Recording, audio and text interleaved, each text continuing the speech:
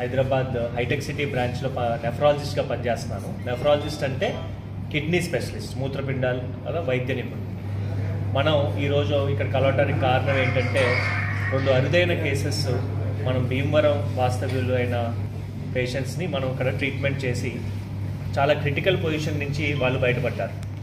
ఒక పేషెంట్ 40 సంవత్సరాల యువతి, ఆవిడ డయాలసిస్ మొదలైన తర్వాత యశోద హైటెక్ సిటీకి చాలా క్రిటికల్ పరిస్థితుల్లో సివియర్ ఇన్ఫెక్షన్, హార్ట్ వాల్వ్ మీద ఇన్ఫెక్టివ్ ఎండోకార్డైటిస్ అంటారు. అంటే ఒక తీవ్రమైన బ్లడ్లో ఇన్ఫెక్షన్ తోటి క్లిష్టమైన పరిస్థితుల్లో మన దగ్గరికి వచ్చినప్పుడు ఎమర్జెన్సీలో మనం ఐసీయూలో అడ్మిట్ చేసి హై ఎండ్ ట్రీట్మెంట్ సిఆర్ఆర్టీ అనే ఒక స్పెషల్ టైప్ ఆఫ్ డయాలసిస్ చేసుకుంటూ ఆవిడని ఎమర్జెన్సీలో మనం హార్ట్ సర్జరీకి తీసుకువెళ్లాల్సిన అవసరం పడింది.